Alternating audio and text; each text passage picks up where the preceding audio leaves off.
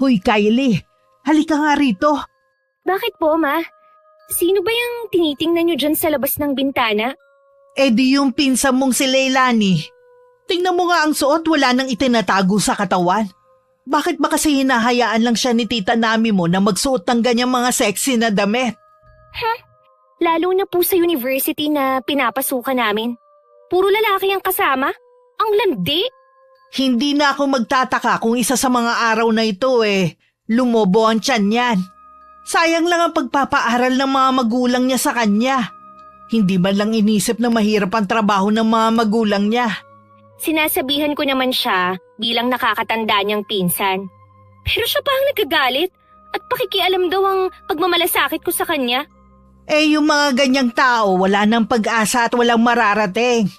Kung gaano naman kahinhin ng ina, kabaligtaran naman ng anak. Kapag hindi siya nakapagtapos, walang dapat sisihin kundi siya mismo.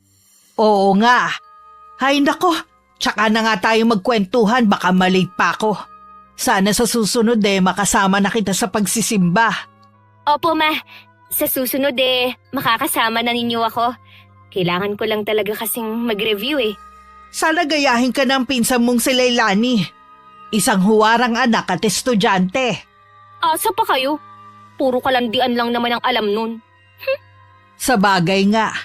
Pero kakausapin ko pa rin ang mga magulang niya para mapagsabihan ng anak nila.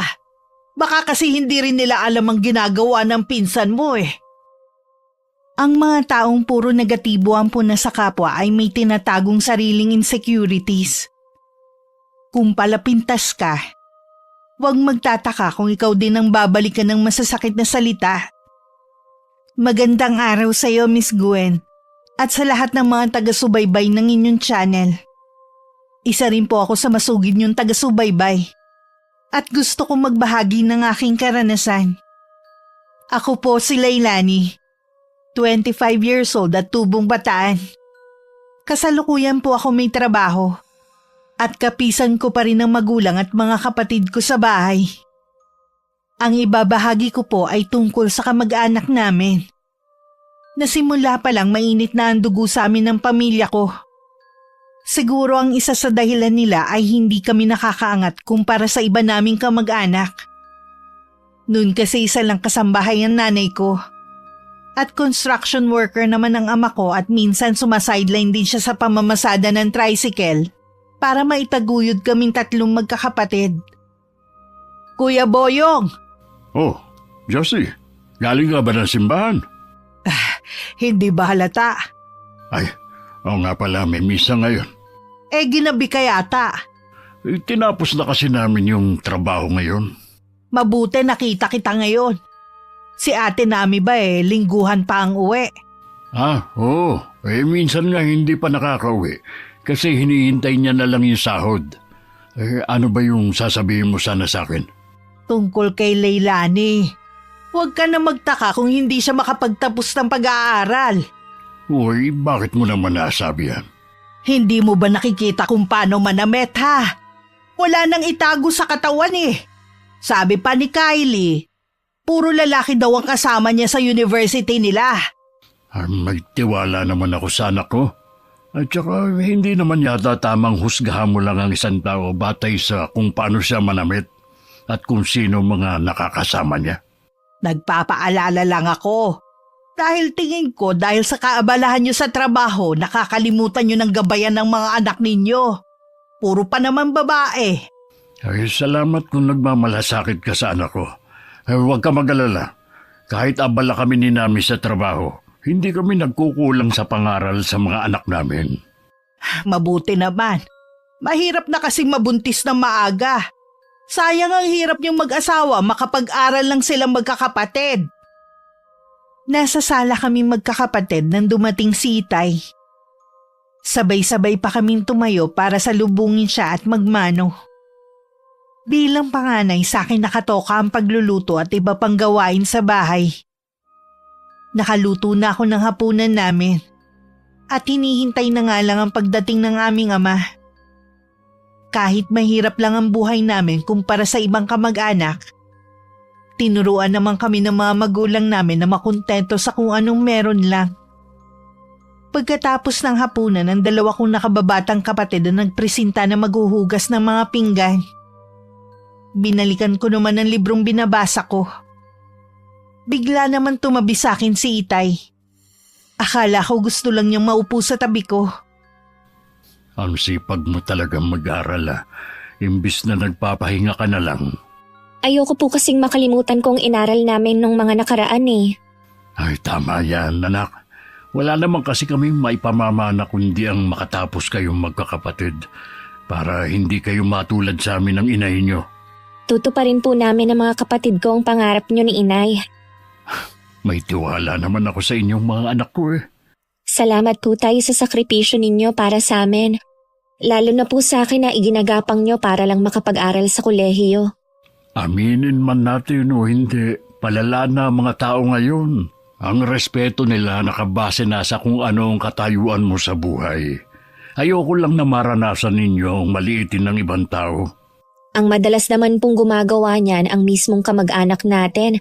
Akala nyo kung sinong walang kapintasan, ang tataas ng tingin sa mga sarili. Huwag mo na lang silang pansinin. Basta mag-focus ka lang sa pangarap mo. Ganun naman po ang ginagawa ko eh. Ay, nagkita nga pala kami ng tita Josie mo kanina. Galing siyang simbahan. Siguro po meron na naman siyang sinabi sa inyo. Hindi naman ako naniniwala sa kanya. Ang hilig mo muna sa iba, hindi niya nakikita ang sariling dumi sa mukha. Kaya nga minsan nababara ko. Siya pa naman ang head ng mga pastoral tapos ganun ang ugali. Kahit ano pang hindi magandang ibato sa'yo ng tita mo, huwag mo na lang dibdibin at igalang mo pa rin siya. Ganon kabait si Itay. Kahit noon, hindi namin siya narinig na nagsalita ng hindi maganda sa mga taong nakapaligid sa amin. Mga magulang ko ang dahilan kung bakit gusto kong makapagtapos ng pag-aaral. Hindi naman lingid sa akin ang mga sinasabi ng mga kamag-anak namin kapag nakatalikod ako. May mga pagkakataong nasasaktan din ako sa mga binabato nila sa akin. At gusto ko sanang sumagot. Iniisip ko lang din kasi ang mga magulang ko at ang mararamdaman nila. Pagdating ng Lunes, maaga akong gumising para maghanda ng almusal. Sumasabay na rin kasi kami kay Itay pagpasok niya sa trabaho. Pagdating sa university dahil maaga pa naman para sa unang subject ko, tumambay muna ako sa kantin. Binasa ko muna ang libro kong dala. Hi! May hinihintay ka ba? Ikaw pala Ate Kylie. Wala naman. Maaga pa naman kasi kaya tumambay muna ako dito. Ikaw ba? May hinihintay kasi ako eh. Mukhang hindi na darating. Kumusta na ba?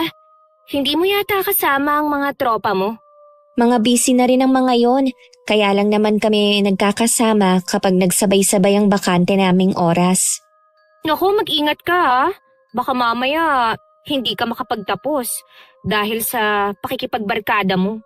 Wala namang masama sa pakikipagbarkada. Alam ko naman kung paano ko lilimitahan ang sarili ko. Tsaka pag-aaral ang priority ko. Leilani, nagpapaalala lang naman ako sa'yo. Bilang nakakatanda mong pinsan. Tsaka, yung mga pagsusuot mo ng mga sexy na damit, kaya ka napagkakamalan na easy to get eh. Dahil laging hapit ang isinusuot mo. Kung hindi man malalim ang neckline eh, madalas maikling damit. Wala naman akong nakikitang masama kung sasabay ako sa uso. Ang importante sa akin, kaya kong dalhin ang sarili ko. Sana katulad mo rin ako na malakas ang loob. Hindi ko kasi kayang gawin o suotin ang mga damit na sinusuot mo eh. Maganda ka naman manamit ate eh. Wala namang mali sa'yo. Tsaka baka magwala si Tita Josie kapag ginaya mo ko. Oo nga. Paano? Maiwan na kita ha? Palapit na kasi ang mga kaibigan ko rito. Paglingon ko parating nga ang tatlo kong mga kaibigan na sina Aris, Benji at Rohan. Napansin ko pagkasama ko sila, todo iwas ang pinsan ko sa kanila. Naiintindihan ko naman dahil konserbatibo si Ate Kylie. Balot na balot nga lagi ang pananamit niya. Maria Clara nga ang bansag sa kanya ng mga kaibigan ko. Mas mabait si Ate Kylie kumpara sa nanay niya. Si Tita Josie kasi kahit noon pa pinapakita na niyang ayaw niya sa amin. Tuwing nakikita kami ng pamilya ko, lagi lang nakabantay sa bawat kilos namin. Para bang hinihintay niya na makagawa kami ng pagkakamali. Kumusta ang araw mo, Iha? Okay naman po, Ma. May oras talaga na nakakapagod mag-aral. Normal lang naman yan. Konting tiyaga pa matatapos ka na rin sa pag-aaral. Hindi na po ako makapaghintay na dumating ang araw na yun. Ay, sa wakas mapapantayan mo na ang mga pinsan mo na nakapagtapos. May kausap na nga akong mga kakilala kung saan ka pwedeng pumasok ng trabaho eh. Mamimili ka na lang kung saan mo gusto. Salamat, Ma. Dahil lagi kayong nandyan para suportahan ako. Tsaka palakasin ang loob ko. Siyempre naman anak.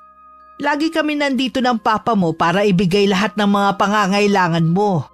Huwag ka lang magtatampo sa kanya kung lagi siyang wala. Alam mo namang abala yun sa trabaho eh. Naiintindihan ko naman po siya. Ama, nagyayaya po kasi si Angeline sa bahay nila. May gagawin lang kami na may kinalaman sa isa naming subject. Kami po ang magkagrupo eh. Okay lang ba kung doon ako matutulog? Ayos lang naman anak, may kinalaman naman pala sa pag-aaral eh. Ngayon ka na ba aalis? Mag-aayos lang po ako ng mga gamit tapos diretso na rin kami sa eskwelahan bukas. Magdala ka ng pwede mong ipasalubong sa kaibigan mo para hindi naman nakakaya. Sa labas na lang po ako bibili ng ipapasalubong. O sige, bibigyan na lang kita ng ekstrang pera. Baka magutom kayo, di pwede kayo magpa-deliver. Ay, thank you, Ma.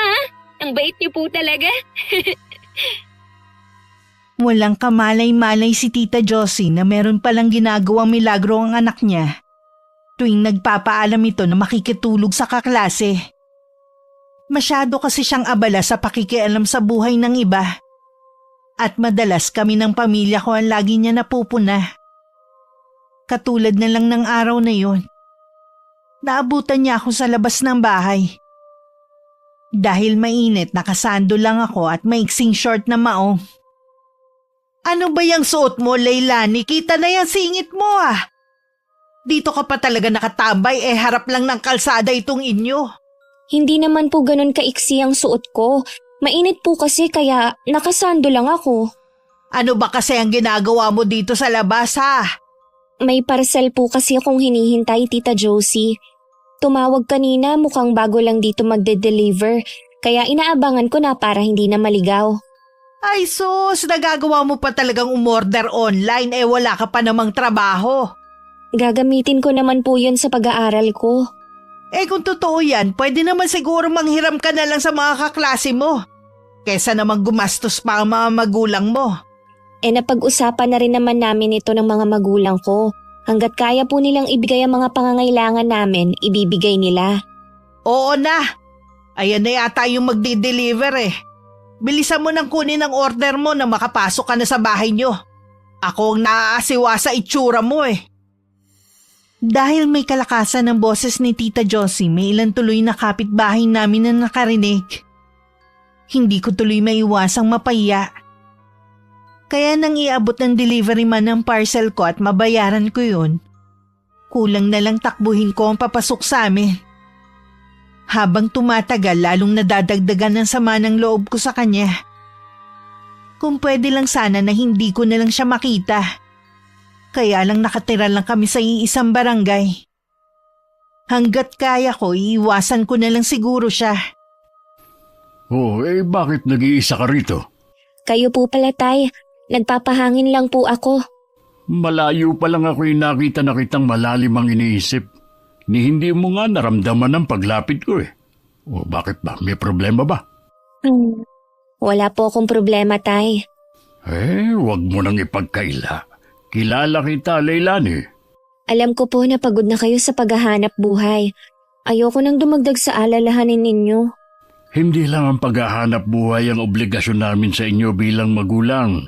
Obligasyon din naming alamin kung ano ang problema nyo. Kaya sabihin mo na makikinig ako. Mababaw lang naman po ito Kahit na. Tungkol ba sa Tita Josie mo? Opo. Lagi na lang po kasi niya akong ipinapahiya sa ibang tao. Wala naman akong ginagawang masama sa kanya. Hindi ko na nga rin nagugustuhan ang sobrang pakikialam niya sa atin. Huwag ka mag-alala. Kakausapin ko na siya. Huwag na lang kaya, Tay. Ayoko po na lumaki pa ang gulo dahil sa akin. Ilang beses ko na rin kasing pinalalampas ang ginagawa niya. Pero sumusobra na rin kasi siya. Kilala niyo naman po si Tita Josie. Laging tama ang tingin niya sa sarili. Tsaka kapag nasusukol na siya, nahihimatay na siya bigla. May sakit po ba talaga siya o umaarte lang? Hindi ko rin alam kung totoong may sakit nga siya.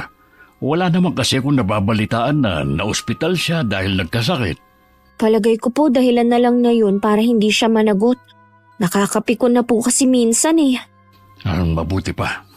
Tara na sa loob. Nagpabili ako sa 2 ng fishball at kwek-kwek sa kanto. Sabi ko, damihan ng sauce at paborito mukha ko yon. Si tatay talaga, alam na alam kung paano mawawala ang inis ko. Siyempre naman, kabisado na kita. Alam ko na isa yon sa nakakapagpaganda ng mood mo. Tara na nga po, baka nandyan na po ang 2, maubusan pa tayo. Masaya na kami ng pamilya ko sa mga simpleng bagay lang. Kahit nga maliit lang ang sahod ni Inay kapag araw ng sweldo niya. Lagi siyang naglalaan ng oras para makapamasyal kami. O di kaya makakain sa fast food. Ayaw kasi nilang maramdaman na nagkukulang sila sa amin. Hindi man sila katulad ng iba. Masasabi kong maswerte pa rin kami sa pagkakaroon ng mabait at responsabling mga magulang. Kinabukasan, nagtaka ko kung bakit hindi nakabihis si Itay. Yun pala, wala na siyang trabaho dahil tapos na ang bahay na ginagawa nila. Kakausapin daw nito ang kumpare na kung pwede ilabas ang isa nitong tricycle. Lingid din sa akin, balak puntahan ni Itay si Tita Josie sa kanila para kausapin. O Kuya Boyo, ang aga mo naman yatang pumunta rito. Wala ka bang trabaho? Wala na. Galing kasi ako kay Parang Berto. Kaya tumuloy na rin ako rito. May lakad ka ba ngayon? Mamaya pa naman ako pupunta ng simbahan. Ano bang kailangan mo? Lagi kang laman ng simbahan at ikaw pang head ng pastoral. Sana naman, isinasabuhay mong homily ng pare. Hindi yung papasok sa isang tenga at lalabas naman sa kabila. Hindi ko yata gusto ang pananalita mo. Ano ba problema mo? Tigilan mo na sana ang pamilya ko, lalo na si Leilani. Wala naman siyang ginagawa sa'yo para pahiyain mo lagi. Ibang klase rin naman ang anak mo, no? Siya na nga itong pinagmamalasakitan eh. Siya pa talaga ang galit? Sinabi ko naman sa'yo na kami na ang bahala ni Nami sa pangangaral sa mga anak namin. Huwag mo sana kami laging pangunahan. Mas kilala namin mag-asawa, mga bata. Kaya nga ganun ang asal ni Leilani dahil wala naman kayo mabuting maipangaral sa anak nyo. Dahil kayo mismong mga magulang hindi marunong magsimba. Kaya ang mga anak nyo hindi nakakakilala ng kung ano ang pagkakaiba ng mabuti at masama. Hindi lahat ng pumapasok sa simbahan totoong pananampalataya. Wala pa sa kalahati ng nagsisimba sa lugar natin ang naniniwala sa Diyos. Ang ilan, pakitang tao lang naman para lang masabi na nagsisimba sila. Napakalabastangan mo talaga. Mabuti na lang walang kidlat. Dahil kung hindi, baka tinamaan ka na sa kinatatayuan mo ngayon. Hindi ako tatamaan ng kidlat dahil alam ng Panginoon ang nasa kalooban ko. At saka tigilan mo na ang paggamit sa pangalan niya. Maitim naman ang budhi mo at wala ka nang ginawa kundi pulaan ang mga mali ng iba. Ang kapal ng mukha mo para sabihan ako na maitim ang budhi. Bago ka mangaral sa akin, siguruhin mo munang maayos ang pagpapalaki mo sa mga anak mo. Nasisiguro ko na maayos namin silang napalaki. Hindi ko lang alam sa'yo. Ano ibig mo sabihin? Kuya Boyong, huwag ka munang umalis. Ano kaya ang ibig niya sabihin? Hindi na mawala-wala sa isip ni Tita Josie ang mga binitiwang salita ni Itay sa kanya. Hanggang sa loob ng simbahan, nag-iisip pa rin siya. Hanggang matapos tuloy ang misa, wala siyang naintindihan sa humili ng pare. Hindi rin niya naiintindihan ng mga sinasabi ng mga kasama niya. Tuwing pagkatapos ng misa, may nakatokang pamilya na magpapakain sa pare at sa lahat ng pastoral. Pero hindi na siya sumama ng araw na yun. Dumiretso na lang siya ng uwi. Naabutan na rin niya ang pinsan ko sa bahay nila. Oma, ang aga niyo pong umuwi ngayon. Pagkatapos kasi ng misa, dumiretso na ako ng uwi. Hindi na ako sumama para kumain sa bahay ng nakatokang magpakain ngayong araw. Masama po ba ang pakiramdam niyo? Hindi naman, iha.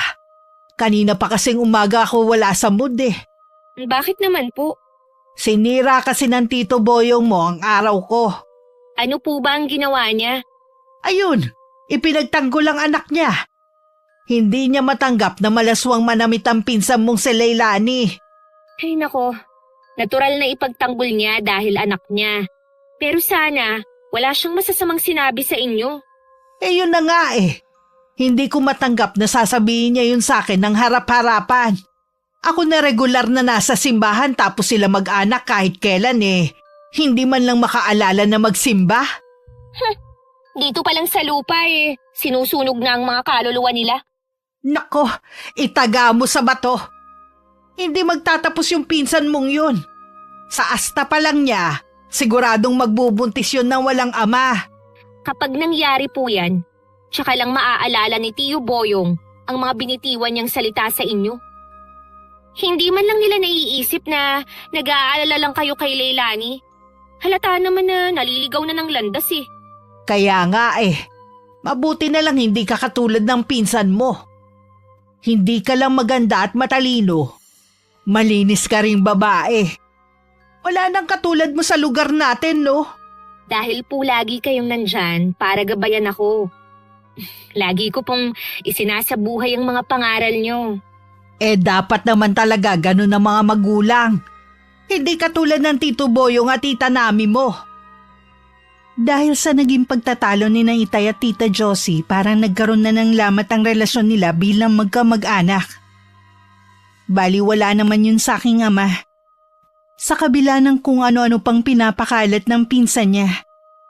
Katwiran kasi niya, alam niyang wala siyang ginagawang masama. Minsan kinausap din ako ng sarili na ni Ate Kylie. Hindi naman siya galit pero ang tono niya parang nanenermon. Sa kanya ko lang din nalaman na sumama pala ang loob ng nanay niya dahil sa aking ama. Ilang araw na raw masama ang pakiramdam ni tita. Alam mo, Leilani, walang dapat sisihin kundi ikaw. Bakit naman ako? Nananahimik lang naman kasi ako. Lagi pa rin akong nakikita ni Tita Josie. Pasalamat ka nga eh. Nagmamalasakit sa'yo ang mama ko. Para na rin kasing anak ang turing niya sa'yo. Kung totoo yan, sana hindi niya ako ipinapahiya sa harap ng ibang tao. Ikaw naman kasi ang nagpapahiya sa sarili mo eh. Ano ba ang problema niyo sa klase ng pananamit ko ha? Hindi porke pa sexy ako manamit at puro lalaki ang mga kaibigan ko, baka wala na akong babae. Eh kasi, conservative ang pamilya natin. Siyempre, apektado rin kami kapag may sinasabi sa iyo ang ibang tao. Sa atin kasing magpipinsan, bukod tanging ikaw lang ang ganyan. Hindi ko kailangang baguhin ang sarili ko para magustuhan nyo at ituring na kapamilya. Ang tigas din talaga ng ulo mo eh, no? Nagmamalasakit lang naman ako sa'yo eh. Lagi nyo namang bukang bibig mag-inang pagmamalasakit. Pero wala na kayong ginawa kundi punahin ang mga ginagawa ko. Salamat na lang, huwag nyo na lang akong pakialaman pa. Okay, sige. Mula ngayon, wala na kaming pakialam sa'yo. Sana man lang, humingi kayo ng dispensa kay mama. Dahil kayo ang dahilan kung bakit siya nagkasakit. Bakit naman namin gagawin yun? Kung may sakit ang mama mo, sa doktor mo siya dalhin. Palibhasa kasi, wala sa puso ninyo ang Diyos. Kaya ganyan kayo ng pamilya mo. Oo na! Kayo na ang banal at kami naman ang kampon ng demonyo. Oh, hindi mo kailangang magtaas ng boses. Paano kasi? Ginagamit niyo pa ang pangalan ng Diyos para lang masabi na mabuti kayong mga tao. Nuknuka naman ang ipokrita ang mama mo. Anong sinabi mo, ha? Bawiin mo yun. Bakit ko babawiin? Totoo naman. Yung mama mo, numero 1 ng ampulaera, chismosa pa. Yun ba ang taong simbahan, ha? wala rin namang mangyayari sa pag-uusap natin. Sadya talagang sarado na yung pag-iisip mo. Kung sa bagay, ganun naman yung mga magulang mo. Saan ka pa ba magmamana? Hindi na ako sumagot pa. Sinundan ko na lang ng tingin ng papalayong si Ate Kylie. Alam kong nagtitimpi lang din siya sa akin kanina. Akala ko nga sasaktan niya ako dahil nakita ko ang pagkuyom ng mga kamao niya. Bilib din talaga ako sa malakas na kontrol niya sa sarili. Tapos na rin naman ang klase kaya umuwi na lang ako. Hindi ko na muna binanggit ang nangyari sa pamilya ko. Gusto kong kaharap din si inay kapag ipinaalam ko sa kanila. Mula na magkaroon kami ng matinding pagtatalo ni Ate Kylie, iniwasan na niya ako sa eskwelahan. Pinagkibit-balikat ko na lang yun. Dahil para sa akin, hindi naman siya kawalan. Kahit habang buhay pa niya akong hindi kausapin. Oh, bakit nakasimangot na naman kayo? Kagagaling nyo lang ng simbahan ah.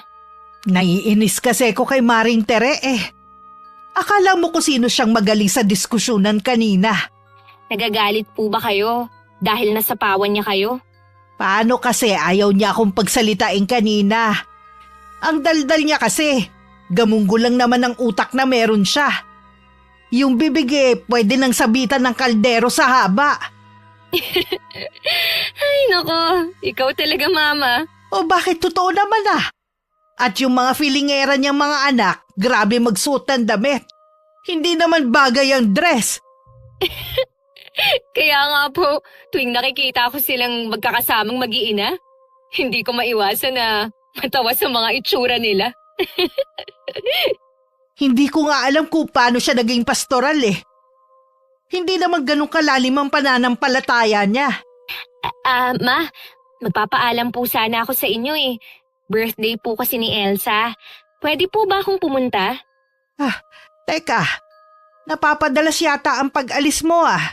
Ngayon lang naman po eh. Sunod-sunod po kasi ang magbe-birthday sa mga kaibigan ko. Baka naman mapabayaan mo na ang pag-aaral mo niyan. Hindi po ma. Ako pa ba? O sige, pero huwag kang magpapaabot ng umaga sa labas ha. Alam mo namang delikado ang panahon ngayon. Tsaka baka may makakita sa'yo sa labas. Alam mo naman ang mga taga rito sa atin, mga mapanghusga. Opo ma. Thank you po. Wala yon iha. Alam ko naman na hindi ka katulad ng iba dyan na hindi mapagkakatiwalaan. Mag-enjoy ka sa pupuntahan mong party ha. Ilang beses pang naulit ang paglabas-labas ni Ate Kylie at pinapayagan naman siya ng nanay niya. Hanggang isang araw napansin kong hindi ko na siya nakikita sa eskwelahan namin. Nang hindi na ako nakatiis, nagtanong na ako sa kaklase niyang si Elsa. 2 linggo na nga daw hindi pumapasok ang pinsan ko. Tuwing tinatanong daw nila ito, may naayos lang daw na problema. Ma, gusto ko na pong pumasok. Sayang ang mga araw. Akala mo ba makakapasok ka pa ha? Hindi ka na makakapagtapos dahil sa katangahan mo. Hindi na po natin maitatago ang nangyari sa akin. Ayoko naman po na habang buhay, pagmukmuk ako dito sa bahay. Huwag mo nga muna akong kulitin. Nag-iisip na nga ako ng paraan kung paano masusolusyonan niyang problema mo. Ano pong gagawin natin, ma? Ayoko pong masira ang kinabukasan ko. Kinabukasan mo pa talagang iniisip mo? Pero ang kahihiyan namin ng papa mo, hindi mo man lang inaalala. Patawarin niyo po ako kung pinigo ko kayo. Hindi mo lang kami binigo ng papa mo. Para mo na rin kami sinaksak habang nakatalikod. Pinagmamalaki ka pa naman namin sa mga tao tapos magpapabuntis ka lang sa kung sino? Hindi ko naman po ito ginusto eh. Anong hindi? Tanga ka ba para hindi mo malaman ang ginagawa mo, ha? Akala ko pa naman nakikinig ka sa mga pangaral ko. Yun pala kung kani-kanino ka na pumapatol. Ayan na resulta. Nagdadalang tao ka nang walang asawa. Ma, tama na naman po. Para nang sasabog ang dibdib ko eh. Tama lang na maghihirap ang kalooban mo dahil sa pagiging swail mong anak. Hindi naman ako magkakaganito kung hindi kayo masyadong mahigpit. Marami rin akong gustong gawin. Marami akong gustong maranasan sa ganitong edad. Pinaghihigpitan ka namin dahil ayaw naming mapariwara ka tulad ng ibang kabataan dyan. Sobre naman po kasi kayo eh. Kung alam nyo lang na nasasakal na rin ako. Lagi nyo na lang kasing iniisip ang sasabihin ng ibang tao. Mas importante pa sila kaysa sa akin. Bakit hindi ka nagsabi sa akin na nasasakal ka na pala? Akala namin ayos lang ang ginagawa namin sa'yo. Natatakot po kasi ako sa inyo eh. Dahil sa paglilihim mo, ito ang naging resulta. Wala na po tayong magagawa. Harapin na lang natin ang sasabihin ng mga tao. Hindi lang naman ako ang may ganitong problema eh. Pag-usapan man nila ako ngayon, lilipas din naman. Ewan ko, parang gusto ko na lang lumubog sa lupa kaysa harapin ang sasabihin ng mga tao. Hintayin mo ang pagdating ng papa mo. Hindi ko alam kung ano magagawa niya sa'yo oras na malaman niya ang kalagayan mo. Makalipas nga ang isang buwan, nakumpirma ko rin sa kaklase ni Ate Kylie na hindi na nga daw ito pumapasok. Hindi rin daw nila alam kung ano ang dahilan. Dahil umiiwas daw sa kanila ang pinsan ko. Gusto ko sanang puntahan siya sa kanila para alamin ang problema at damayan na rin. Meron naman kaming pinagsamahan kahit papano. Yun nga lang, inaalala ko si Tita Josie. Sigurado kasing hindi siya matutuwa na makita ko. Naikwento ko naman kay tatay ang tungkol sa hindi na pagpasok ni Ate Kylie. Parang hindi naman siya nagulat sa nalaman. Baka naman meron lang pinagdadaanan ng pinsan mo kaya tuluyan na siyang hindi pumasok. Yun nga din po ang naisip ko. Pero ano naman kaya? Ay bakit hindi mo siya puntahan sa kanila? Gusto ko nga po sana, kaya lang baka hindi magustuhan ni Tita Josie na pumunta ako. O hindi naman siyang dadalawin mo kundi si Kylie. Pag-iisipan ko po. Ay, hindi ko rin maiwasan na mag-alala. Sayang din kung titigil siya sa pag-aaral. Sayang po talaga. Ano kaya ang reaksyon ni Tita Josie? Baka siya may gusto na hindi na mag-aral si Kylie. Wala rin po kasing alam ang mga kaklase niya sa dahilan ng paghinto niya sa pag-aaral. Kung mabigat man ang dahilan, lalabas din ang totoo. Alam mo naman dito sa lugar natin, walang lihim na hindi nabubunyag. Oo nga po. Mabuti pa, maghintay na lang tayo. Hindi rin naman lumalabas ng bahay nila ang pinsan ko. Para bang meron siyang tinatago. Naisip ko nga na baka may malubhas siyang sakit. May nakarating din sa aming balita na nagbitiw na raw bilang head ng pastoral si tita. Ang ibinigay lang daw na dahilan nito para mas matuunan niya ng pansin ng pamilya. Marami rin ang nagsasabi na tuwing nasa simbahan nito wala nang ginawa kundi umiyak. Na parang mabigat ang pinagdadaanan. Hanggang isang araw may kumalat na balita na nagdadalang tao daw si Ate Kylie. Noong una hindi ako naniwala. Dahil kilala ko siya na wala pang nagiging nobyo at mahinhin kumilos. Pero nung ako na mismo ang nakakita sa maumbok niyang tiyan, tsaka lang ako naniwala. Ate Kylie, kumusta ka na? Tagal na rin nating hindi nagkita Ayos lang naman. Ikaw, kumusta na? Okay naman. Saan ka galing? Galing ako sa OB ko. Totoo pala ang mga naririnig kong balita. Oo, totoo yun. Sige, mauuna na ako sa'yo Baka hinihintay na kasi ako ni Mama. Napatango na lang ako. Marami pa sana akong gustong itanong kaya lang nauunahan naman ako ng hiya. Nakasunod pa rin ako ng tingin sa kanya nang dumating na si Itay. Kasama ko kasi si Itay at sinundo namin si Inay para ipa-check up sa ospital na yun. Ilang araw na kasi siyang nilalagnat at pinauwi muna siya ng amo niya. Ay, sino bang tinatanaw mo dyan? Nandyan na pala kayo, Tay. Si Ate Kylie po, nandito po siya kanina. Dito rin pala siya nagpapa-check up. Oh, sinong kasama niya? Siya lang po mag-isa. Malaki na po ang tiyan niya. Kailan kaya siya manganganak? Kausap mo na siya kanina, hindi mo pa tinanong.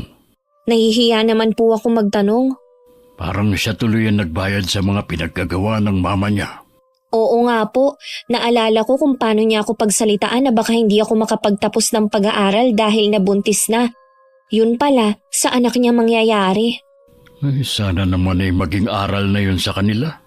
Hindi tama na maging mapanghusga sa kapwa dahil lang sa kung anong nakikita ng kanilang mga mata. Dahil hindi ako mapakali sa nangyari kay Ate Kylie, palihim ako nag-imbestiga at nagtanong sa mga kaklase niya. Pagkatapos ng ilang araw, nalaman ko rin ang lihim niya. Ang mahinhin kong pinsan pala tuwing gabi nagbabago. Nagiging wild. Mahilig uminom sa mga pinupuntahan ng mga bar. Iba't ibang lalaki din ang nakakasama nito. At hindi alam kung sino sa mga to ang ama ng pinagbubuntis niya. Sa tingin ko naman sobrang kahihiyan na rin ang naranasan niya at ng buong pamilya niya. Kaya minabuti ko na lang na itago na lang yun. Para hindi na madagdagan ng kahihiyan nito. Yun nga lang mukhang hindi pa rin nagbabago ang tiyahin ko. Sa kabila ng mga nangyari. Kayo po pala, Tita Josie. Si tatay po ba ang sadya nyo? Maya-maya pa po kasi ang uwi niya. Pwede ko ba siyang hintayin na lang para hindi na ako babalik? Sige po, tuloy po muna kayo. May gusto po ba kayong inumin? Huwag ka na mag-abala pa. Aba, ang laki na ng pinagbago ng bahay niyo ah. Dati wala naman kayong gamit. Ngayon halos mapuno na. Yung iba po dyan, binigay ng amo ni nanay. Ang swerte naman ng nanay mo sa amo niya. Kaya din siguro siya nagtagal sa pangangamuhan. Nagustuhan din po kasi ng mga amo niyang Chinese ang serbisyo ni inay. Gusto nga ng mga yun na kapag bumalik na sila sa bansa nila, isasama nila ang nanay namin. Swerte naman niya. Pero ayaw naman po ni inay dahil sa bukod na may edad na po siya, ayaw niyang iwan kami kahit malaki pang sasahurin niya. Siya lang ang kilala kong kasambahay na maswerte sa amo. Oo nga po eh. Nasan nga pala ang dalawa mong kapatid? Nasa bahay po ng mga kaklase nila. Ikaw bakit bihis na bihis ka yata? May lakad ka ba? May pupuntahan po ako na kaibigan na may birthday. Bakit hapon na? Gabi nga po yung party kaya maya-maya pa po ako aalis. Hihintayin ko muna ang pagdating ni Itay. Sa tingin mo kaya maniniwala ako sa'yo ha? Makikipagkita ka lang sa lalaki eh. Tingnan mo nga yan suot mo na naman. Hindi ka na talaga nagbago. Totoo po, nasa birthday ng isang kaibigan ako pupunta. Hindi ko na po problema kung maniwala kayo o hindi. Bastos ka talagang sumagot no? Sa bagay nga wala nga palang nagtuturo sa inyo ng magandang asal. Magandang asal po ba ha? Baka nakakalimutan ninyo kung ano ang anak nyo ngayon. Huwag mo nga maisama-sama sa usapan ng pinsan mo. Nananahimik siya sa amin. Bago po kayo mangaral sa iba, pangaralan niyo po muna ang anak nyo na huwag magpapakalasing at basta na lang sasama sa lalaking kakakilala lang niya. Hayan tuloy ang nangyari, hindi niya malaman kung sino ang ama. Huwag ka nga gumawa ng kwento. May boyfriend si Kylie at nasa malayo lang. Kayo po ang gumagawa ng kwento. Bakit hindi niyo ipakilala kung sino ang lalaking ama ng ipinagbubuntis ng anak niyo? Wala ka ng pakialam. Pwes, wala din kayong pakialam sa akin. Wala ka talagang modo. Mabuti pa po, sa bahay niyo na lang pupunta si Itay. Huwag niyo na po siyang hintayin dito. Paalis na rin kasi ako. Kitang-kita sa mukha ni tita ang hindi pagkapaniwala na pinapaalis ko siya sa bahay namin. Napuno na kasi ko. Kahit sa sarili naming pamamahay, hindi pa rin niya napigilan ang pagpupula niya. Hinintay ko na rin si Itay para ipaalam sa kanya na hinahanap siya ng pinsan niya.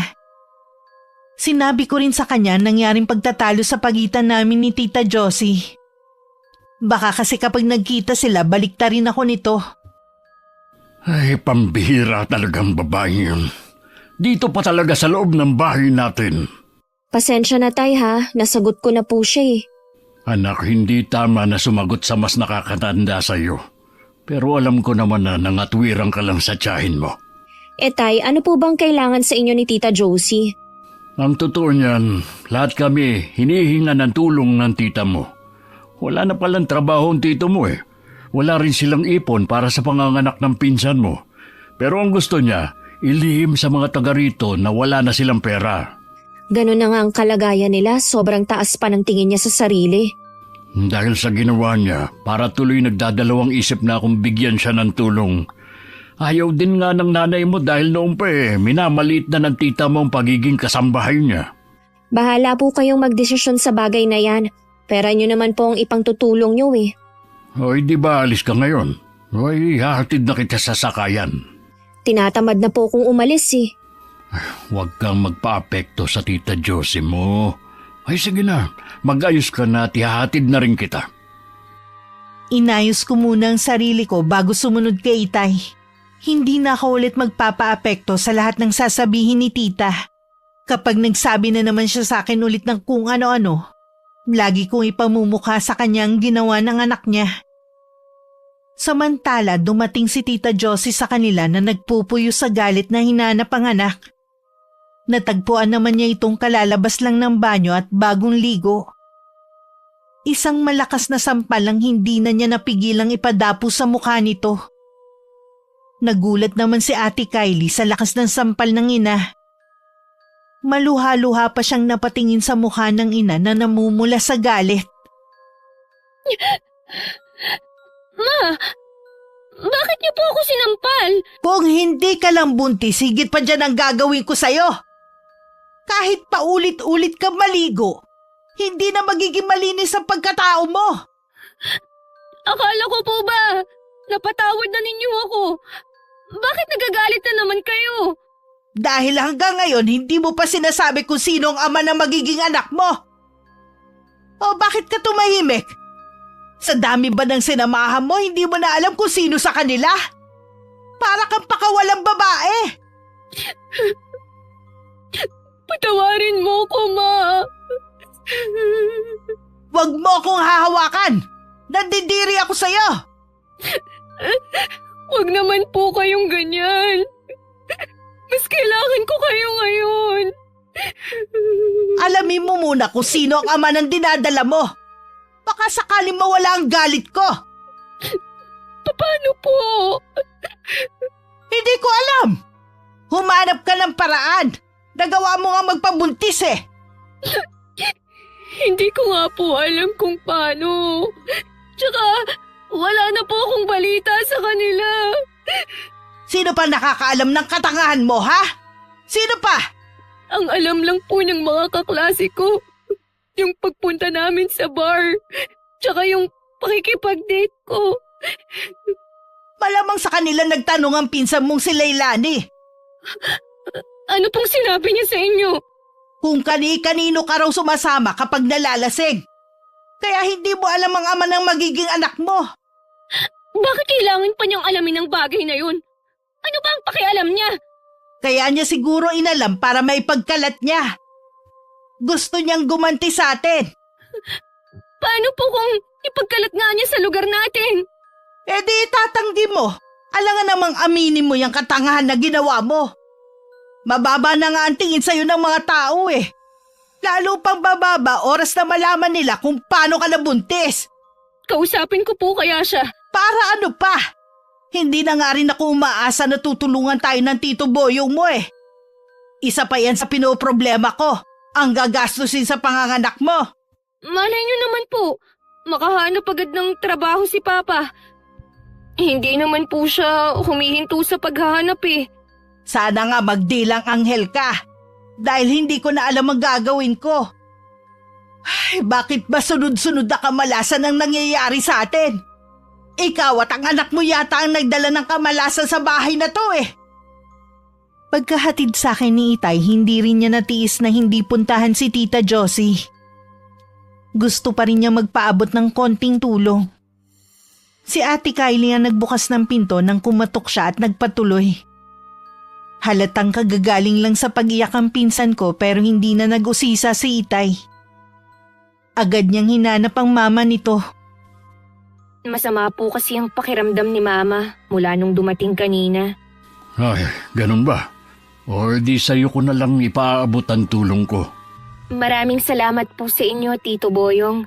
Balang araw ho makakabawi din kami sa inyo. Hindi naman ako naghihintay ng anumang kapalit sa tulong na ibibigay ko. May isa lang sana akong pakiusap sa mama mo. Tigilan niya na si Leilani. Salaminin niya na sana ang nangyari sa iyo. Wala siyang karapatan na husgahan ang anak ko. Sasabihin ko na lang ho sa kanya. Ay, yun lang naman ang sadya ko. Ay sige, aalis na ako. Salamat po ulit, Tito. Mag-iingat po kayo sa pag-uwi. Tsaka lang lumabas ng silid niya si Tita Josie nang makaalis si Itay. Narinig din niya ang mga sinabi ng aking ama. Agad din niyang kinuha ang pera sa kamay ng pinsan ko at saka binilang. Ay, salamat naman at malaki ang ibinigay ni Kuya Boyong. Siya nga po ang may malaking ibinigay sa atin kumpara sa iba nating kamag-anak na mas may kaya sa buhay. Siguro malaki ang kita niya sa pamamasada niya. Narinig niyo naman po ang sinabi ni Tito Boyong. Tigilan niyo na si Leilani. Tingin ko sa kanya, konti na lang ang natitirang pasensya sa inyo. Oo na. Pagkatapos akong pagsalitaan ng hindi maganda ng babaeng yun, hindi na ulit ako lalapit sa kanya. Mabuti naman ho, dahil gusto ko na rin ng katahimikan. Yun na ang huling beses na tumuntong sa bahay ni na Tita Josie si Itay. Hindi na rin naman sila ulit lumapit sa amin. Nang mga sumunod na araw nabalitaan namin na may trabaho na ulit si Tito Edwin. Sa ibang tao rin namin nalaman na nakapanganak na rin si Ate Kylie. Pero sabi ng mga kamag-anak namin na gustong dumalaw, hindi man lang daw sila pinapasok sa loob ng bahay. Kaya hindi na rin kami nagtangkang dalawin ng pinsan ko at ang baby niya. Hanggang tuluyan na nilang lisanin ang lugar namin. Matuloy na lumipas ang 5 taon. Nakatapos na ako ng pag-aaral at may maganda ng trabaho. Ako na rin ang nagpapaaral sa 2 kong kapatid. Hindi pa rin naman humihinto sa pagtatrabaho ang mga magulang namin dahil gusto daw nilang makaipon. Para hindi maging pabigat sa aming magkakapatid balang araw. Oy, nabalita mo na ba, anak? Bumalik na raw dito si Tita Josie mo. Silang lahat po ba? Ang tita mo lang at ang pinsan mong si Kylie, pati na yung anak niya. May 1 taon na palang sumakabilang buhay ang Tito Edwin mo. Ni hindi man lang ipinaalam sa atin. Yun na nga Marami nga nalungkot sa balita. Ano bang klaseng pag-iisip meron si Tita Josie? Hayaan na lang natin. Tapos na naman Bakit kaya sila bumalik dito? Ang sabi, malapit daw dito ang pinapasukang trabaho ng pinsan mo. Mula nung umalis sila na wala man lang paalam, parang natabangan na ako sa kanila. Ay siya nga pala. Sa linggo imbitado tayo sa birthday ng anak niya. Pupunta po ba tayo? Kayo na lang na mga kapatid mo ang pumunta. May iba kasi kaming lakad ng nanay mo nun Bahala na po. Malay mo, malaki na ang pinagbago nila. Duda po ako. Hindi nga nila ipinaalam sa atin na wala na pala si Tito Edwin Mula nang magtrabaho ka, hindi ka na dumalo sa kahit anong okasyon. Malay mo, doon mo makilala magiging boyfriend mo. Naku tay, huwag na kayong umasa. Aboy, 25 ka na. Wala naman sigurong masama kung mag-uwi ka dito sa bahay ng boyfriend. Hindi po yan ang priority ko sa ngayon. Gusto ko po nang makapagtapos ng pag-aaral ang mga kapatid ko. Pwede mo naman pagsabayin Nagtatanong na rin nga ang nanay mo kung kailan ka magkaka-boyfriend. Huwag po kayong mainip, darating din po tayo dyan. Ay sige, hindi na kita kukulitin. Bago ang araw ng linggo, aksidenteng nagkita kami ni Ate Kylie. Hindi ko siya nakilala agad dahil maliban sa maiksi na ang buhok niya. Mas tumanda pa siyang tignan sa tunay niyang edad na 26. Sa grocery din pala na yun siya namimili. Pagkatapos mamili ako na nagiya na magmerienda kami. Pinaunlakan naman niya ako.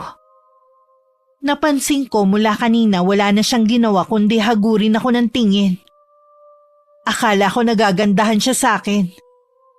Marami kasi ang nagsasabi sa paglipas ng mga taon gumanda ako. Naging mas palaayos kasi ako lalo. Hindi ka pa rin pala nagbabago. Hanggang ngayon, mahilig ka pa rin sa maiikling damit. Ganito na ako noon at wala akong balak baguhin ang paraan ko ng pananamit. Wag na nga natin yung pag-usapan. Sa linggo nga pala, birthday ng pamangkin at inaanak mo. Ha? Sinong inaanak? Yung anak ko. Inaanak mo siya. Nung nagpabinyag kasi ako, inilista ko ang pangalan mo sa mga ninang. Ganun ba? Hindi ko alam eh. Bigla na lang kasi kayo nun umalis ng walang paalam. Tapos hindi mo rin ipinaalam na ninang pala ako. Malayo kasi ang bagong trabaho nun ni Papa, kaya kailangan naming lumipat. Okay na yon, matagal na namang tapos eh. O basta, huwag kang mawawala sa linggo ha. Kayo ng pamilya mo. Baka kami lang ng mga kapatid ko ang makapunta. May ibang lakad kasi ang mga magulang namin. Okay lang naman. Basta, huwag kang mawawala ha. Oo. Siya nga pala, may asawa ka na ba o boyfriend kaya? May boyfriend ako. Sa linggo ipapakilala kita. Mag-iisang taon pa lang kami noon. Sa lahat ng mga nanligaw sa akin, siya lang ang nakapasa kay Mama. Natutuwa ako para sa'yo. Sa wakas, nakatagpo ka na rin ng lalaking mamahalin kayo ng anak mo. Ikaw, nakailang boyfriend ka na.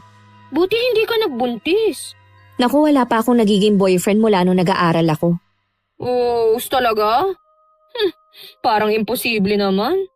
Nangako kasi ako noon sa mga magulang ko na magtatapos ako ng pag-aaral para matulungan ko ang mga kapatid ko. Malay mo, isa sa mga magiging bisita ko baka tuluyan mo. Bahala na. Nang matapos na ang merienda namin, nagpaalam na si Ate Kylie. Ako naman may iba pang pinuntahan. Meron kasing pinabibili ang dalawa kong kapatid na gagamitin nila sa pag-aaral. Pagdating naman sa bahay, ikinuwento ko sa mga magulang ko ang pagtatagpo namin ng pinsan ko. Si Itay interesadong nagtanong. Samantalang si Inay walang ekspresyon ng mukha habang nagkukwento ako. Nasabi rin ni Ate Kylie sa nanay niya ang pagkikita namin nang dumating siya sa kanila. Binanggit din niya na inimbita niya ako sa linggo. Sigurado na mamahalin ang regalong ibibigay niya kay Aljon. Balita ko, malaki ang sahod niya. Nilibre pa nga niya ako ng merienda Hindi ko pa rin makalimutan ang huli naming paghaharap. Hanggang ngayon kumukulo pa rin ang dugo ko sa kanya. Pero para sa inyo ng apo ko, titiisin ko na lang na makita siya. Isang araw lang naman Kung magsalita po kayo, parang hindi nakatulong sa atin ang ama niya. Ang ama nga niya ang tumulong sa atin at hindi siya. Oo nga pala ma. Baka hindi kayo maniwala pero wala pa rin pala siyang boyfriend mula noon.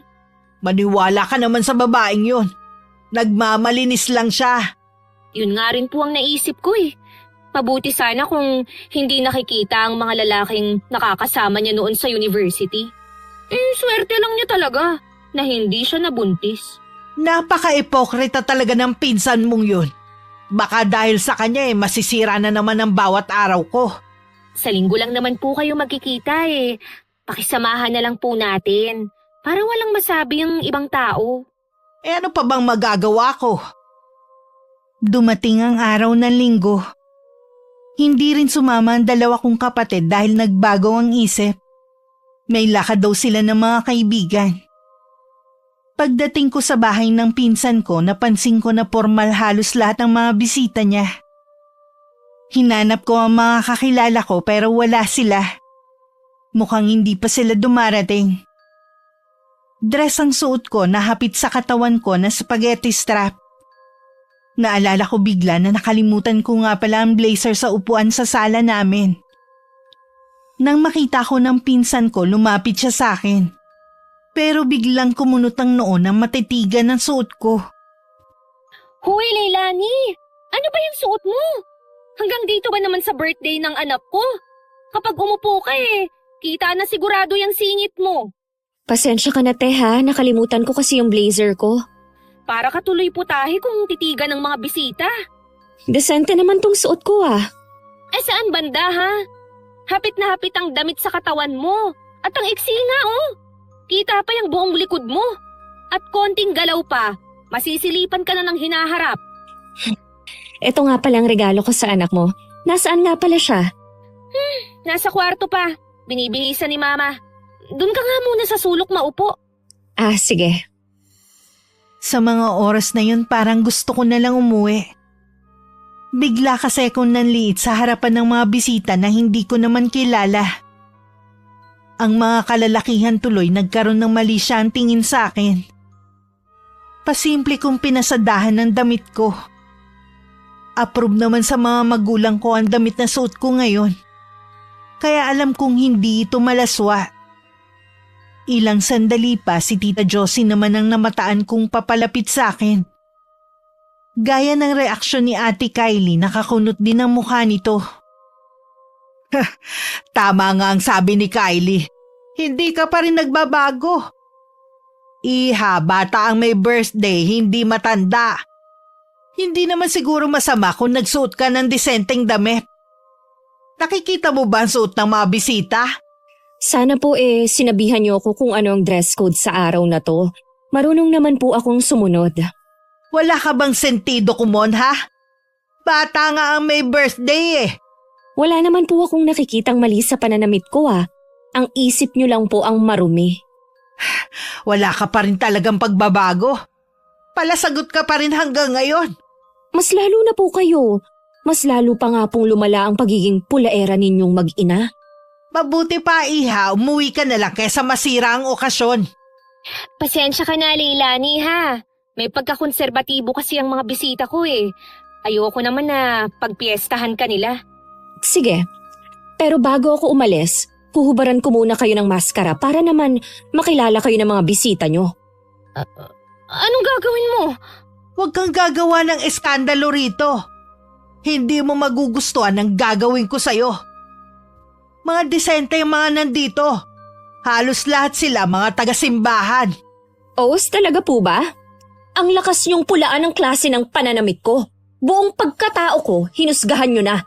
Samantalang ikaw, Ate Kylie, kaya lang naman nabuntis noon dahil sa paglalasing mo sa bar at kung sino-sinong nakakasama mo. Tumahimik ka! Umalis ka na! Aalis na talaga ako. Mag-enjoy sana kayo. Ma! Pinuko niya ako sa mga bisita ko! Si Marlon! Sundan mo siya! Dali! Alam ko naman sumobra ang pagkamaldita ko kanina. Pero hindi naman ako nakakaramdam ng pagsisisi sa ginawa ko. Humingi na nga ako ng pasensya, hindi pa sila nakontento. Ipinahiya pa talaga nila ako sa mga bisita na alam ko namang sinadya nila. Tama lang na ibalik ko sa kanila ang ginawa nila sa akin. Pagdating sa bahay, wala nang mga magulang ko at mga kapatid. Nagmukmuk na lang ako sa kwarto. Siguradong kakausapin ni Tita Josie ang mga magulang ko dahil sa ginawa ko. Hindi naman ako natatakot. Dahil alam kong wala akong ginagawang masama sa kanila. Tahan na, anak. Kanina ka pa umiiyak Sinira ni Leilani ang okasyon. At dahil din sa kanya, nakipaghiwalay sa akin si Marlon. Panira talaga ang babaeng yon. Dapat talaga hindi mo na siya pinapunta. Gusto ko lang naman kasi siyang inggitin sa bagong buhay na meron ako. Akala ko, isa siya sa natuwa noon nung palugmok ako sa kahihiyan. Muli ka niyang binigyan ng kahihiyan dahil sa ginawa niyang pagsiwalat sa pagkakaroon mo ng anak. Ang alam ni Marlon, hindi ako pinanagutan ng ama ni Aljon. Hindi niya alam na mahilig ako noon magpunta sa mga bar. Akala niya, biktima lang ako ng maling pag-ibig. Palamigin mo muna ang pangyayari bago kausapin ulit si Marlon. Ayaw na nga po niya akong kausapin Akala daw niya, desente akong babae. Nahihiya na tuloy ako na pumasok sa trabaho. Ma, baka ipatanggal na rin ako ni Marlon.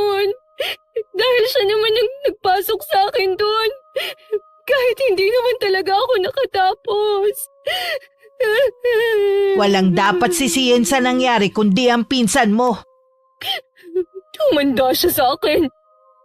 Sisirain ko rin ang buhay niya. Gaya ng pagsira niya sa akin. Ako ang bahala, Iha. Igaganti kita sa kanya. Kinabukasan habang nasa trabaho ako, pumunta sa bahay namin si tita at kinausap ang mga magulang ko. Nang gagalaiti pa siyang nagkwento sa ginawa ko daw na pamamahiya sa birthday ng apo niya.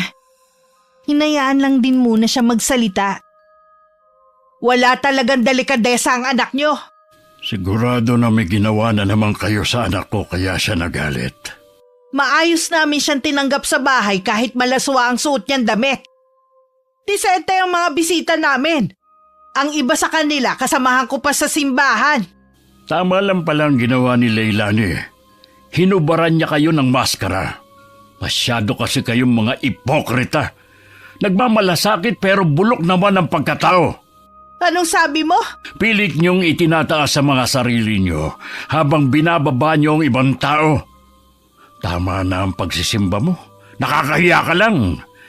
Huwag mo na rin pagtakpan ng kabulukan ng anak mo. Ayoko sanang sabihin ito pero ako mismo ang nakakakita sa anak mo noon na kung sino-sino ang kasamang lalaki. Hindi totoo yan. Ikaw ang nabigo sa pagpapalaki sa anak mo. Kung ako sa'yo, bantayan mo. Baka magkalat na naman dito. Kung ano man ang nagawa ng anak ko, matagal na niyang pinagsisihan yon. Ang anak mo ang sumira sa pagkakataon na mabago ang buhay ni Kylie. Tama na! Umalis ka na bago pa kita kalad ka rin. Sana hindi na lang kayo bumalik rito. Makikita mo, magbabayad kayo sa ginawa niyo sa amin. Lalo na ang anak mo. Ganyan ba ang makadiyos? Ha? Puro pagbabanta ang lumalabas sa bibig. Nakalimutan mo na yata ang tulong na binigay ko sa iyo. Kung yung pera ang tinutukoy mo, ibabalik ko sa iyo ng doble. Maghintay ka lang. Hindi lang yon. Ako ang nagrekomenda sa asawa mo sa dati kong boss para magkaroon ng trabaho. Sa akin yun binibigay pero dahil lumapit sa akin ang asawa mo noon, sa kanya ko na lang ipinasa. Hindi totoo yan. Walang utang na loob sa iyo ang asawa ko. Wala kaming utang na loob sa inyo. Bahala ka kung ayaw mong maniwala. Basta wag mo na kaming guguluhin. Oras na tuluyan ng makipaghiwalay sa anak ko si Marlon. Maniningil ako. Hindi naman nawala ng trabaho si Ate Kylie. Yun nga lang lagi siyang topic ng mga katrabaho. Hindi na rin siya kinakausap ng nobyo. Dahil hindi makapag-concentrate, puro mali tuloy ang ginagawa niya.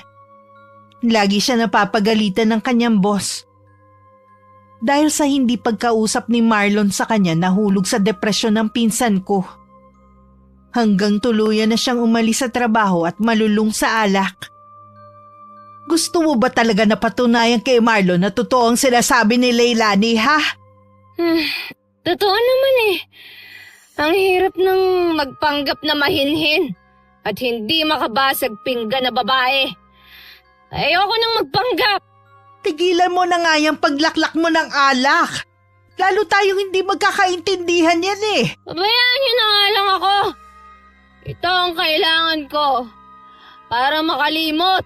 Paano ang anak mo? Gusto mo bang lumaki siyang ganyan na nakikita sa'yo? Bahala na kayo sa anak ko. Hindi ko alam kung paano magiging mabuting ina.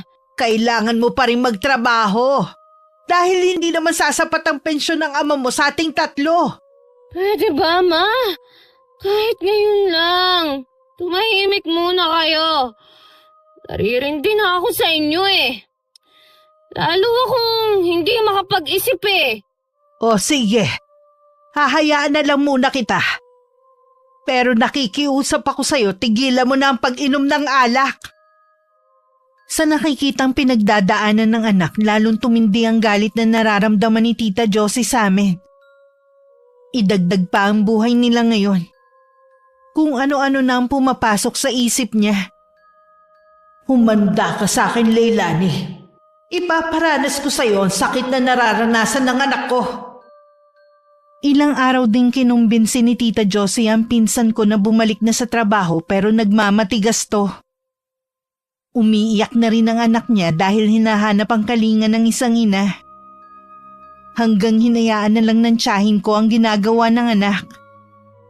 Minsan naisip kong pumasok muna ng simbahan kahit walang misa. Bigla kasing bumigat ang nararamdaman ko. Katatapos lang ng taimtim kong pagdarasal nang maramdaman kong may tumabi sa akin. Marunong ka rin palang pumasok ng simbahan. Oo naman po. Sa simbahan na malapit sa bahay na pinapasukan ni inay kami nagsisimba. Namimili pa kayo ha? Maiwan ko na po kayo. Huwag ka munang umalis. Meron pa akong gustong sabihin sa'yo. Kung tungkol po sa nangyari sa birthday ng apo ninyo, humihingi po ako ng dispensa sa ginawa ko. Akala mo ba ganun lang kasimple ang ginawa mo, ha? Nagkahiwalay ang anak ko at ang boyfriend niya. Wala na rin siyang trabaho kaya puro alak ang kaulayaw. Hindi ko po alam na ganun ang magiging resulta ng ginawa ko. Palibhasa kasi hindi ka nag-iisip. Inaamin ko po na nadala lang ako ng galit ko. Mula po kasi noon, wala na kayong ginawa kundi pulaan ako. Hindi nyo naman ako kilala ng lubusan. Kahit ano pang sabihin mo, sinira mo ng anak ko. Una po sa lahat, si Ate Kylie ang sumira sa buhay niya. Huwag niyo namang isisi sa akin ang nagawa niyang pagkakamali. Hindi ako makakapayag na hindi ako makaganti sa'yo. Tandaan mo! Naaninag ko pa sa mga mata ni Tita Josie ang sobrang galit. Hindi ko naman sineryoso ang sinabi niya na gaganti siya sa akin. Alam kong nasabi lang niya yun dahil sa matinding galit. Lingid sa akin, lumapit si tita sa isang mangkukulam para humingi ng tulong. Para bigyan ako ng karamdaman bilang gante. Tigilan mo na ang pagmumukmuk mo dito sa silid mo. Hayaan na naman kayo eh. Diba sabi ko, hayaan nyo na lang ako. Konting panahon na lang makakaganti ka na rin kay Leilani. Sa paano pong paraan ako makakaganti? Kung nawalan ka ng trabaho, mawawalan din siya ng trabaho sa lalong madaling panahon. Hindi na rin siya makakalabas ng bahay kahit gustuhin man niya. Hindi ko po kayo maintindihan, Ma. Makinig ka sa akin. Humingi ako ng tulong sa isang mangkukulam. Pinakulam niyo si Leilani? Oo, hiniling ko sa mangkukulam na bigyan siya ng matinding karamdaman. Gusto ko siyang maghirap ng gaya ng nararanasan mo. Tama lang sa kanya yun. Akala mo kasi kung sino siya. Siguro naman gaganda na ang mood mo. Oo, Ma. Hindi na ako magmumukmok. Mabuti naman. Bumalik na rin ang dating lakas ni Ate Kylie. Naghahanap na rin siya ng bagong trabaho kahit patuloy siya sa pangungulit kay Marlon. Baka sakaling maawa to sa kanya at makipagbalikan. Nang mga oras ding yun, hindi ko na makaya ang sama ng pakiramdam ko. Nilalamig ako pero tagaktak naman ang pawis ko. Mainit din ang singaw ng katawan ko. Dahil sa biglaang pagsama ng pakiramdam ko, hindi ako nakakapasok sa trabaho. Sa umagay nangihina ka, tapos pagdating ng hapon inaapoy ka ng lagnat. Hindi kaya may impeksyon ka sa loob ng katawan? Hindi ko po alam, Tay. Ngayon lang naman kasi nangyari sa akin to eh. Oo nga eh. Sa inyong magkakapatid, ikaw ang malakas ang resistensya. Ay mabuti pa, dadaling ka na namin sa ospital. Ayoko po, Tay. Uy, bakit naman? Natatakot po ako. Paano po kung sabihin ng doktor na may taning ng buhay ko? Ano ba yan sinasabi mo? Ikaw talaga. Kaya ka nga ipapacheck up para malaman natin ang sakit mo. Kung sakali man na malala, di magagamot ka kagad. Huwag na lang po, Tay. Dito na lang po ako sa bahay magpapagaling. Ay sa ayaw at sa gusto mo, dadaling ka na namin sa ospital bukas. Sana magaling na ako bukas para hindi na kayo mag-alala pa. Ay kumain ka rin kasi ng marami para lumakas ka agad. Para po kasi akong nasusuka kapag nasusobrahan ako ng kain eh. Uy, kung may gusto kang kainin, sabihin mo lang para bumalik agad yung gana mo sa pagkain. Salamat po tayo sa pag-aalaga niyo sa akin kahit malaki na ako. Hanggat kaya namin ng inay mo na alagaan kayo, hindi kami magsasawa. Napakaswerte po talaga namin sa inyo ng mga kapatid ko. Nag-aalala nga rin sa iyong dalawa mong kapatid. Gusto ko nang pauwiin muna dito ang inay niyo eh. O wag na po tay. Ayoko na pati si inay. Maabala sa trabaho niya. Kaya kailangan malaman na natin ang sakit mo. Sige na nga po tay. Maisara na nga pala itong bintana kahit maaga pa. Baka mamaya makalimutan na naman. Humakbang ang Itay palapit sa bintana para sana isara yon. Pero bigla siyang natigilan. Sa labas kasi may isang matandang babae ang nakatayo at nakatingin mismo sa bahay namin. May ilang sandali ring nakipagtitigan yung kay Itay bago mabilis na naglakad palayo. Tay, Ha? ayos lang po ba kayo? Kanina ko pa po kasi kayo tinatawag eh. May nakita kasi akong matandang babae sa labas eh. Hindi siya pamilyar. Dito sa bahay siya nakatingin. Baka po napadaan lang tapos nagkataon na sa tapat natin tumigil. Hindi ko alam pero masama ang kutob ko. Bigla ko rin naalala ang sinabi ng ama ko noon na lolo nyo. Ano pong sinabi ni Lolo? Saka ko na lang siguro sasabihin sa'yo. Sige, magpahinga ka na. Tatawagin ko na rin ang mga kapatid mo para samahan ka. Maaga ako nakatulog ng gabing yun. Pero nung hating gabi nagising ako ng hinihingal. Daig ko pa ang tumakbo ng napakabilis. Pagtingin ko sa kabilang kama, mahimbing na natutulog ang dalawa. Nakakaramdam naman ako ng uhaw kaya pinilit kong tumayo. Pero may naapakan ako kasabay ng kirot sa binti ko. Pagtungo ko may malaking ahas sa paanan ko. Isang malakas na sigaw ang kumawala sa akin. Huwag kang mag-alala. Walang kamandag yung ahas na tumuklaw sa'yo. Paano kaya nagkaroon ng ahas sa kwarto namin? Hindi ko rin maipaliwanag sa'yo eh. At saka hindi ko na nakita ang ahas. Baka nakalabas na yun ng bahay. Hindi naman masukal ang paligid ng bahay natin. Kaya nakakapagtaka lang kasi kung saan yun ang galing at ang bilis naman mawala nun. Imposible naman na ilusyon ko lang yun eh. May tuklaw ako. Maghahalughog ulit ako bukas. Baka nagtatago lang sa mga sulok yon. Magpahinga na po kayo, tay. Pasensya na po sa abala. Sige, matulog ka na. Babantayan na muna kita. Sa palagay ko po, hindi na ako makakatulog. Mabuti pa ang dalawa. Mahimbing na ulit natutulog. Ano pa nararamdaman mo ngayon? Ganun pa rin po, tay. Nadagdagan nga lang. Ngayon po masakit ang tiyan ko. Parang may mga dagang nagtatakbuhan. Pilitin mong matulog, ha? Hindi maganda kung magpupuyat ka pa. Sige po, tay. Pipilitin ko po. Akala ko hindi ako makakatulog dahil hindi naman ako nakakaramdam ng antok. Pero pagpikit ko, nakatulog na ako. Naging palaisipan naman kay Itay ang nangyari sa akin. Alam niyang hindi pangkaraniwan ang nangyayari. Kinabukasan nagulat ako nang sabihin ni Itay na hindi niya na ako dadalhin sa ospital. Hindi naman siya nagpaliwanag pa.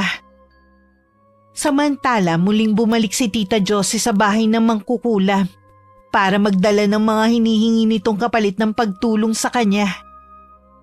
Nasiyahan naman siya sa nalaman na ilang araw na akong pinahihirapan ng kakaibang karamdaman.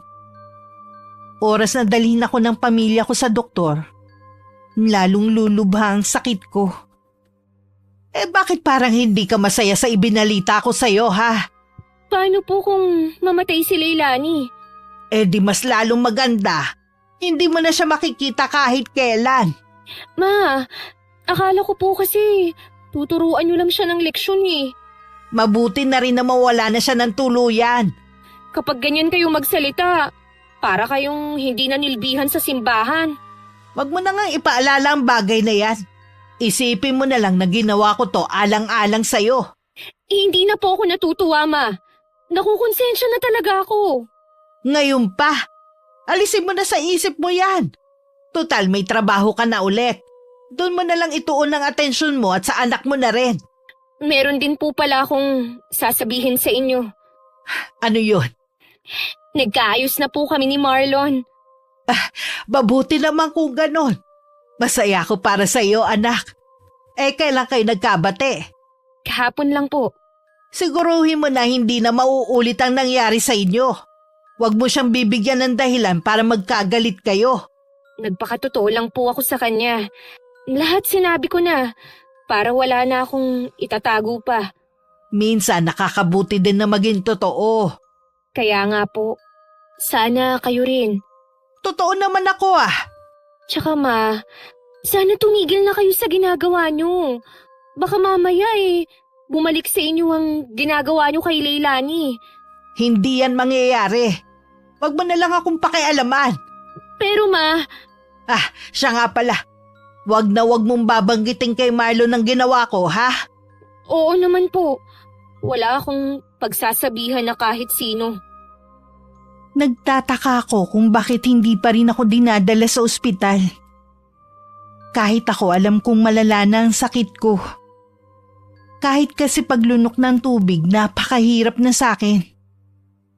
Nakahiga lang naman ako pero pakiramdam ko para akong kandilang unti-unting nauupos. Madalas nakapikit na lang ako. At paulit-ulit na nagdadasal na sana pagalingin na ako. Nang magmulat ako ng mga mata, merong matandang babae sa tabi ko. Meron siyang inuusal pero hindi ko naman marinig. Pati yata pandinig ko naapektuhan na rin. Pumikit na lang ako ulit dahil umiikot na naman ang paningin ko. Sa pagmulat ko ulit ng mga mata, wala nang matandang babae. Si Itay naman ang nasa tabi ko. Hindi ko na malayang nakaidlip pala ako. Nasaan na po yung matandang babae? Siya si Nana Sela, isang malayong kamag-anak natin.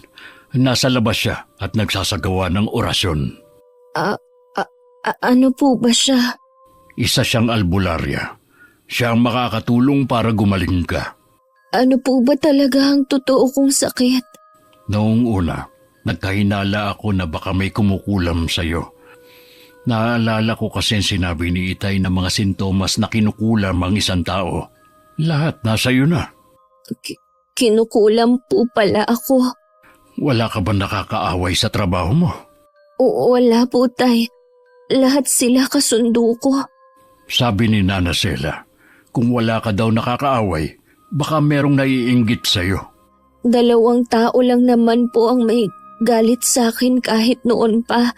Sina Tita Josie at Ate Kylie. Pinagbantaan pa nga ako ni Tita pero imposible naman siguro na sila ang magpapakulam sa akin.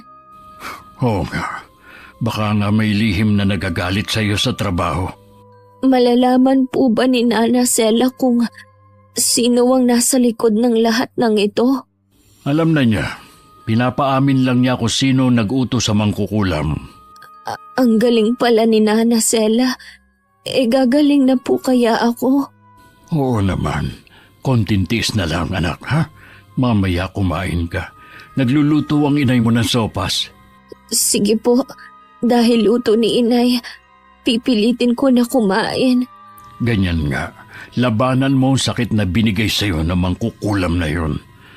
Sige, maiwan na muna kita ha. Titignan ko lang kung luto na. Bahagya lang akong tumango.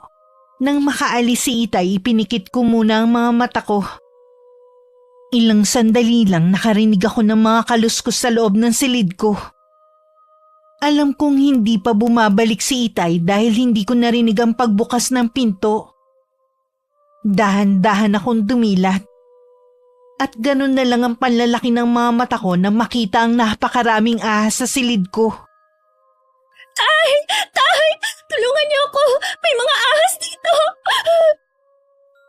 Hindi nagtagal pumasok naman si Itay kasama si Nana Sela na may dalang sulo na may apoy. Iwinasiwas niya yun sa mga ahas. Sa pagkamangha, nagiging abo ang mga yun tuwing tumatama sa kanilang apoy. Hanggang maubos lahat ng mga ahas. Kahit wala na, nanginginig pa rin ako sa takot. Wala na sila. Hindi ka na nila masasaktan. Ano ba ang nagawa kong kasalanan? Bakit ako gustong saktan ng mga taong yun? Minsan, hindi kailangan ng malalim na dahilan para manakit ng kapwa. Nakakalungkot lang na ang karunungang itim pa ang ginamit para maisagawa ang masamang hangarin. Alam niyo na po ba kung sino ang nasa likod ng lahat ng nangyayari sa akin? Oo, Iha. Malapit sa inyo may gawa nito. Binalot na siya ng puot kaya hindi na niya alam ang ginagawa niya. Minsan talaga nakakabulag ang maling paraan ng pananampalataya. Akala ng iba porke pumapasok ka sa loob ng simbahan, sinunod mo na ang kalooban niya. Hindi po kaya sila. Oo anak, sila nga nagpakulam sa'yo. Paano nila to nagawa sa akin? Kahit sa isip lang hindi ko sila pinaghinalaan. Akala ko na normal lang sa mga magkakamag-anak na nag-aaway. Pero hindi ko akalain na aabot sa ganito ang paghihiganti nilang mag-ina. Kailangang magbayad sila sa ginawa nila sa akin. Magbabayad na sila anak. Mas matindi ang pagdadaanan ng Tita Josie mo sa ginawa niya sa'yo. Mula ngayon magiging normal na ulit ang buhay mo. Pero hindi sa kanila. Sa ginawa nilang ito, habang buhay silang magdurusa. Nang mga sandaling yun, natataranta na si Ate Kylie kung anong gagawin niya sa ina. Para kasing nawawala na ito sa tamang katinuan. Kung ano-ano na kasi ang sinasabi at nakikita sa paligid. Naiiyak na ang pinsan ko dahil ang dami na niyang hiningan ng tulong. Pero ni isa walang dumating. Ma! Ano po bang nangyayari sa inyo? Maniwala ka sa akin, anak. Merong papatay sa akin, kaya kailangan mo ko itago. Walang papatay sa'yo, Ma. Akala mo lang yun. Halika na sa kwarto mo. Babantayan kita. Hindi nga pwede. Kailangan itago mo ko dahil parating na ang alien na sasakop sa mundo. Ma, umayos naman kayo. Bakit ba kayo parang nag-iisip bata? Ma, ito na ba yung kabayaran sa mga ginawa natin kay Leilani? Oh, bakit ka umiiyak? May nag-away ba sa'yo? Sabihin mo kung sino. Akong bahalang gumante. Tama na po, Ma. Masama ang kumante. Lalo na't wala namang ginagawa sa atin yung taong yun. Sige, hindi na ako gagante. Huwag ka nang umiyak. Sige, hindi na ako iiyak. Basta magpahinga na kayo sa kwarto nyo. Sasamahan ko po kayo. Hindi na ako magtatago. Hindi nyo na po kailangang magtago. Ako ang bahala sa inyo. Poprotektahan ko kayo. Gaya ng ginagawa nyo sa akin nung maliit ako. O sige, may tiwala naman ako sa iyo eh. Tara na po, Ma. Sige, ikaw nang bahalang maglinis sa mga kalat ko ha. Nang hindi pa rin bumubuti ang kalagayan ni Tita Josie, masakit man kay Ate Kylie. Nagdesisyon siyang dalhin na lang sa mental hospital ng kanyang ina. Ang boyfriend na si Marlon ang tumulong sa kanya para masundo sa mismong bahay nila ang ina. Nalulungkot man pero kailangan niyang gawin yun. Dahil kung hindi baka pati sila ng anak masaktan nito. May kailangan pa siyang gawin pero hindi niya alam kung paano uumpisahan. Kinakabahan man alam ni Ate Kylie na yun ang tamang gawin. Batid niyang alam na namin na mama niya ang nasa likod na nangyari sa akin noon. Alam ko na galit kayo sa amin. Naiintindihan ko naman po yun eh. Nabalitaan namin ang nangyari sa mama mo.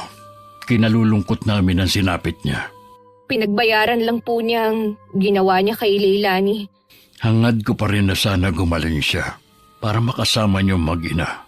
Iyon nga po ang lagi kong ipinagdarasal na sana magkaroon ng himala. Nagumaling siya. Iyon na lang po ang pag-asa para gumaling pa si Mama. Habang tumatagal kasi, palala na ng palala ang kalagayan niya. Ano ba ang dahilan ng pagpunta mo dito? Luluhod ako para maramdaman mo ang taus-puso kong paghingi ng kapatawaran. Hindi mo kailangan lumuhod sa harapan ko. Nararamdaman ko naman na bukal sa loob mo ang paghingi ng tawad. Mas matindi ang parusa sa amin. Ginamit pa kasi namin ang pangalan ng Panginoon para makapanira ng kapwa. Tama lang siguro to sa amin. Kalimutan na natin ang nangyari. Magbagong buhay ka kasama ng anak mo. Ngayon mag-isa ka na lang, masigit kang kailangang maging malakas dahil meron na sa iyong umaasa. Opo, Tito. Alang-alang sa anak ko. Gagawin ko po. Sigurado naman na aalalayan ka ni Marlon para unti-unting makaahon. Wala na ulit kami. Ayaw raw niyang magkaroon ng biyena na katulad ni Mama. Ayos lang. Kaya ko naman mamuhay na kami lang ng anak ko eh. Yun siguro ang dahilan kaya niya ibinigay ang anak ko. Para may makasama ako. Hindi man tayo naging malapit sa isa't isa noon, may pagkakataon pa para maging malapit tayo. Kapag may kailangan ka, huwag kang mag-aatubili na lumapit sa amin. Maraming salamat sa inyo. Dahil sabik na rin sa apo, madalas na iiwan sa bahay ang pamangkin ko. Muling nagkaroon ng kulay ang bahay at napuno ng halakhakan dahil sa anak ni Ate Kylie. Alam kong hindi ganun kadali ang pinagdadaanan ng pinsan ko. Kaya lagi kaming nakaalalay sa kanya bilang bago niyang pamilya. Ang paggawa ng masama sa kapwa ay laging may balik na mas matinding karma. Habang nabubuhay, mas piliin pa rin natin na maging mabuti sa kapwa at maging mapagkumbaba. Dulot kasi nito tahimik at masayang pamumuhay. Maraming salamat sa pagbabahagi ng kwento ko, Miss Gwen. Naway kapulutan ito ng aral ng inyong mga tagapakinig. Wakas. Hoy Kylie, halika nga rito. Bakit po, Ma?